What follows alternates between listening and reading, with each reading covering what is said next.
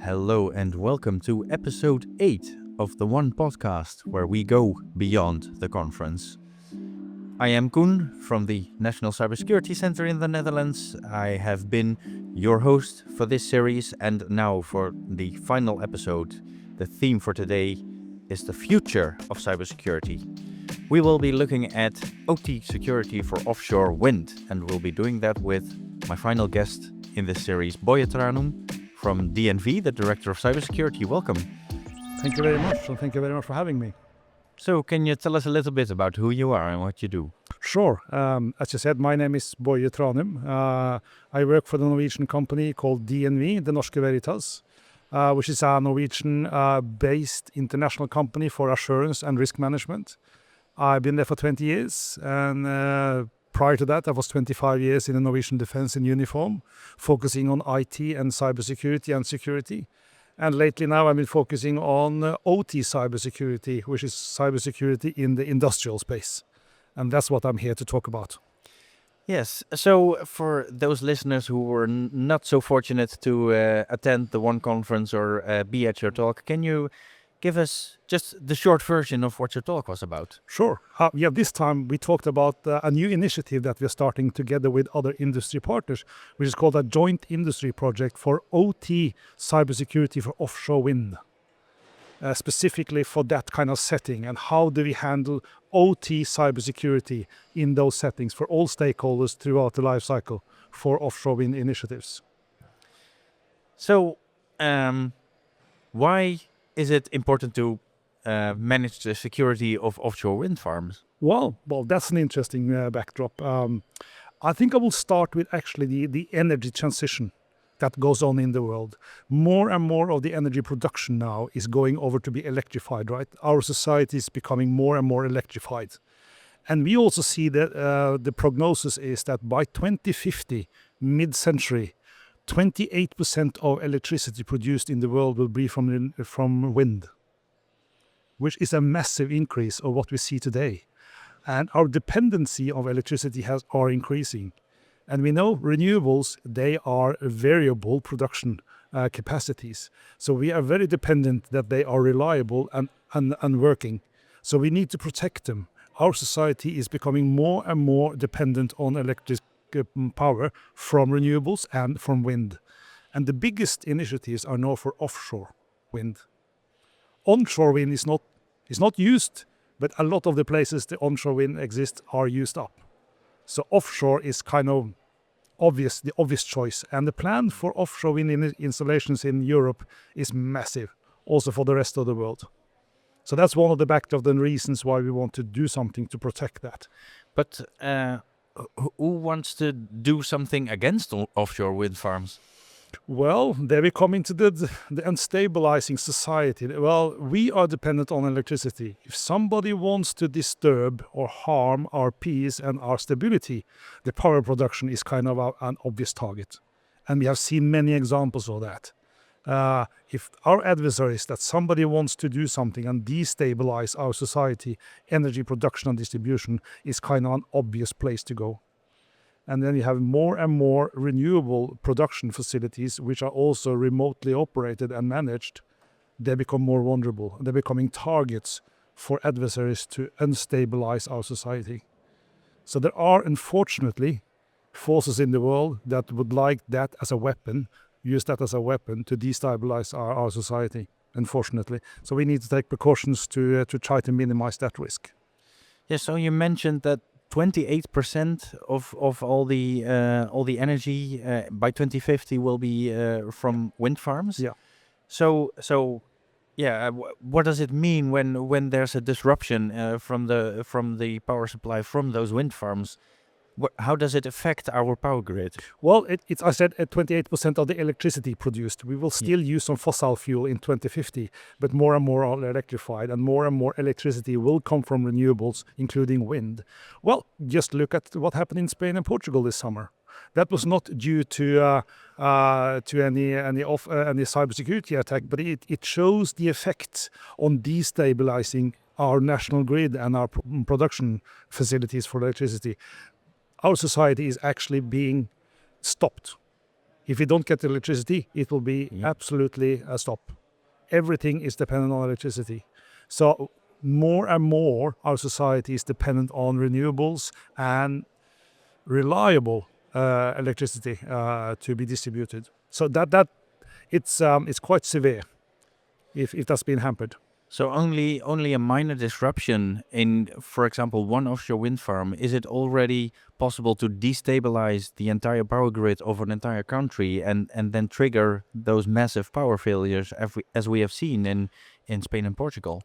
I don't think we can say that taking out one wind farm will actually destabilize a whole country. We also see in the surge or in the development of the electrification of society, also storage facilities of electricity will come along with that.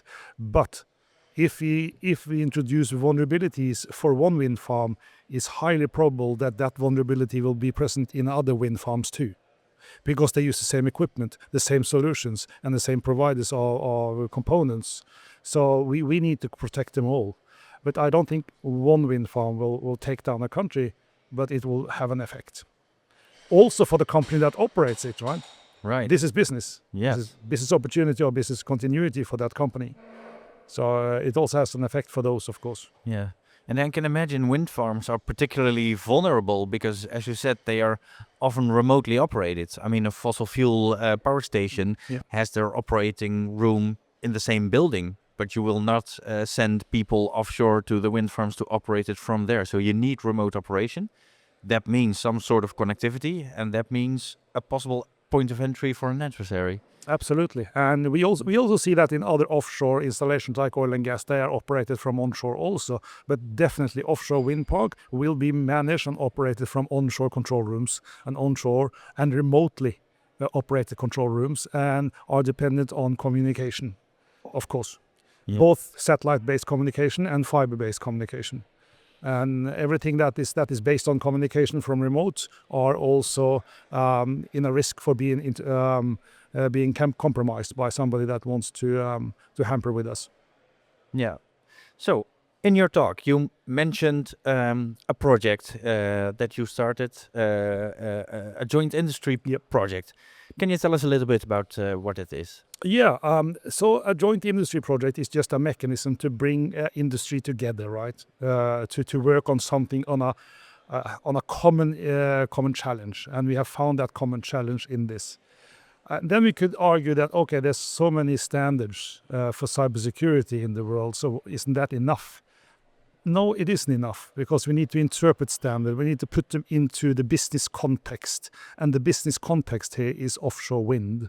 So we brought together industry stakeholders and say, do you have the same view of the challenge here? Yes, we have. Do you have the same experience that it's costly, it delays projects and operations? Yes, it does. Can we do something about it? Yes, we can. We can make a more determined or more holistic how-to guide. How to do cybersecurity, who does what, when, in a cybersecurity development and operation when it comes to offshore wind. And we said, yes, that's a good idea, let's do that. We have done that in other fields. We have done it in the oil and gas business a few years back. And that kind of how-to guide, which is also published as a recommended practice, are used in contracting and in helping stakeholders to understand what they need to do when. So we have great belief in these how-to guides, absolutely.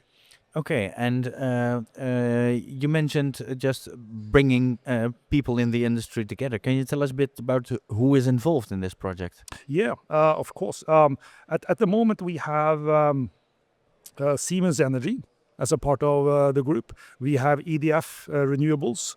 We have BP, the energy company. We have Skynet. And of course, we have Ørsted also as partner in this group now. In addition to that, we have 3 other companies on their way in. One windmill manufacturer or wind turbine manufacturer, an operator, and also a component manufacturer.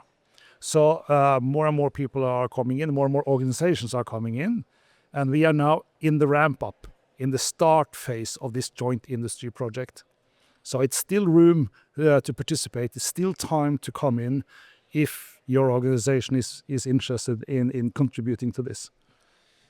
Okay, and so you've been talking about how-to guides. Is that the main focus on the deliverable of this project? Yes, it is. It is a how-to guide, and more focused as a who does what, when, and how.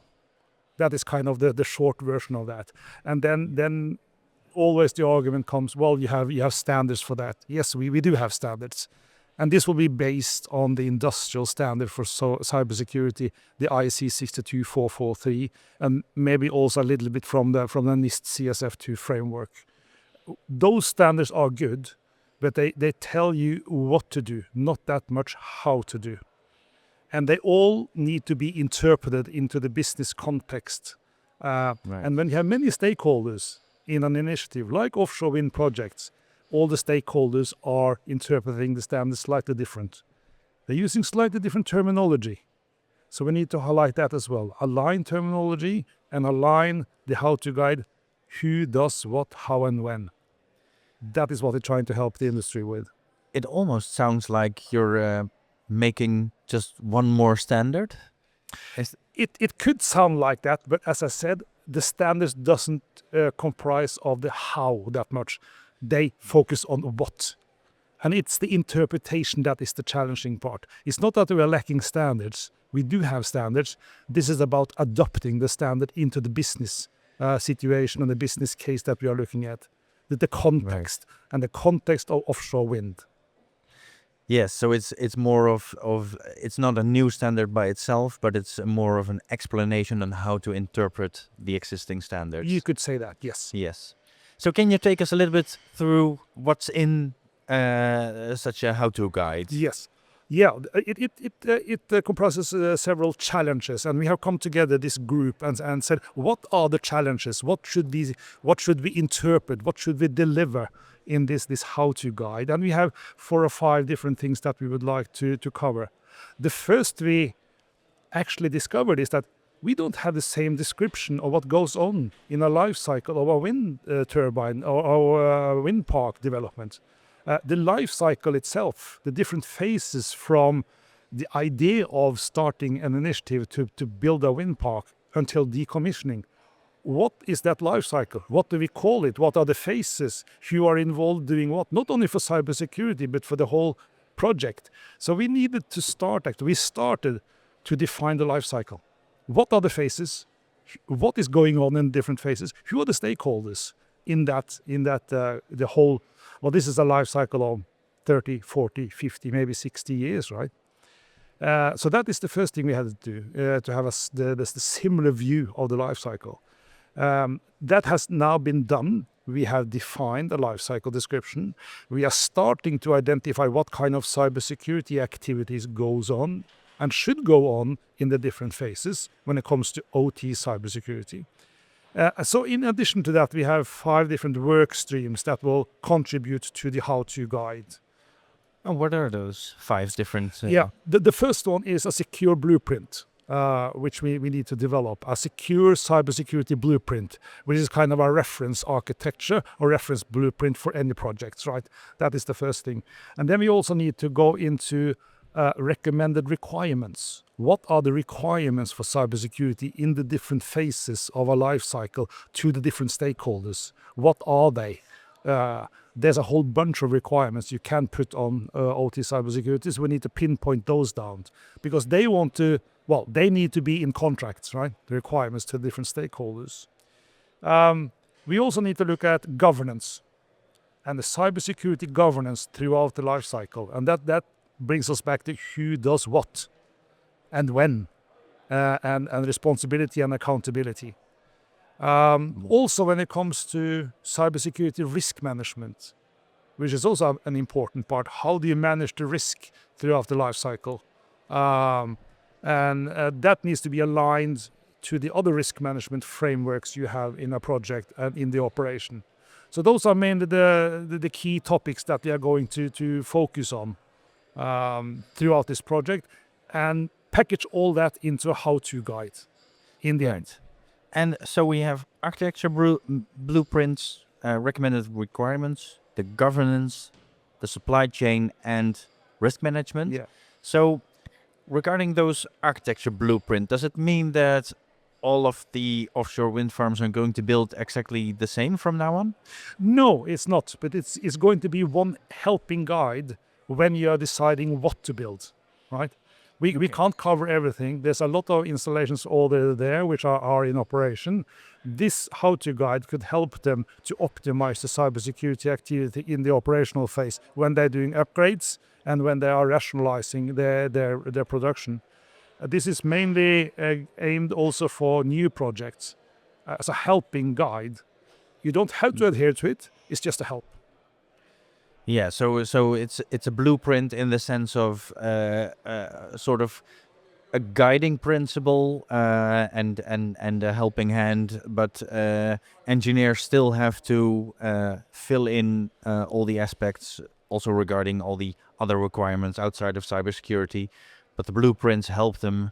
Yeah, it's kind of it's a helping. It's a cybersecurity blueprint, right? Yeah. What you need to take. There are so many vendors and suppliers out there of turbine manufacturer, control system vendors. They have slightly different kind of solutions for things, but it's kind of a starting point. So at least you need to do this. You need to have this segmentation. You need to have this kind of functions. You need to have these services in your architecture as a starting point. Yeah. And regarding supply chain, I can imagine it's a complex environment. You have contractors actually making the wind farm equipment, the turbines. You have other contractors who are specialized in putting those things on the seabed, actually. You have contractors operating, and you will, at the end of the life cycle, you will probably also have contractors who will break them down. So how do you manage such a complex network of supply chains? Well, it's a similar problem actually for all big installations. The supply chain, and what is a supply chain? Let's talk a little bit about supply chain. Yes. What is a supply chain? Most people think about supply chain is when you buy things, right? A system that comprises of subsystems, that comprises of components, right? Yeah. Component manufacturer that makes a small system that goes into a bigger system that is sold to me to be used. That is one supply chain, right? And then you have supply chain of software parts. A software application is made out of subsystems in the software, which are reusing libraries across the world when they are building software, right? So you have software components, you have hardware components. You also have services. When people are helping you, guidelining you, consultants and suppliers or consultancy, they're using sub-suppliers again, and they're hiring people from all over the world, so to speak. So supply chain could be many things. So we need to understand what supply chains are and get the overview of where are the risks in the supply chain. Getting harder and harder. And if you look at the world, a map of the world, seeing how big part of society in the world are living in a pure democracy? 8 to 10% Really? of the world's population. Okay, that doesn't say anything about the rest of the world is bad, but the ability for authorities to control the industry is higher in that part of the world. And in that part of the world, they're producing a lot of components and systems and subsystems that we are using. And a fact is that one of the easiest way to get control over one of the subsystems is to buy the manufacturer that are actually creating and making that subsystem a subcomponent. Yeah. So there are many ways to compromise our systems, and we need to understand that in the supply chain. And how does that reflect our vulnerabilities in the offshore wind business? But it's quite the challenge to get a full overview of your supply chain and the suppliers of your suppliers, of course. It is, yeah. Yeah. So I also wanted to touch on this risk management that you mentioned. What can you tell us about what your guide mentions about risk management? Yeah, no, we haven't actually done the work yet. We just identified that cybersecurity risk management is important, right? And we know that from other parts of industry as well. Risk management, when it comes to cyber risk management, the challenge with cyber risk is that it doesn't have any probability. because cyber risks are initiated by somebody that wants to hurt you deliberately, right? For a reason. So there's no frequency or a predicted frequency between a cyber attack, like in meantime between failure in the robustness part of the world. So, but in any way, we need to handle cybersecurity risk. We need to understand what kind of risk that imposes to our business continuity and our systems in operation. And we need to align that with the other risk management frameworks we have to operate our wind park or our project. So we need to be aligned so the decision maker have one risk picture, which also includes the cybersecurity risk. And that is a challenge today, not to treat cybersecurity as a IT thing on the side and the rest of the risks as major risks. You need to merge them together. And that is one of the tasks we are doing here. How do you align cybersecurity risk with the other risk management activities in a project and in an operational phase?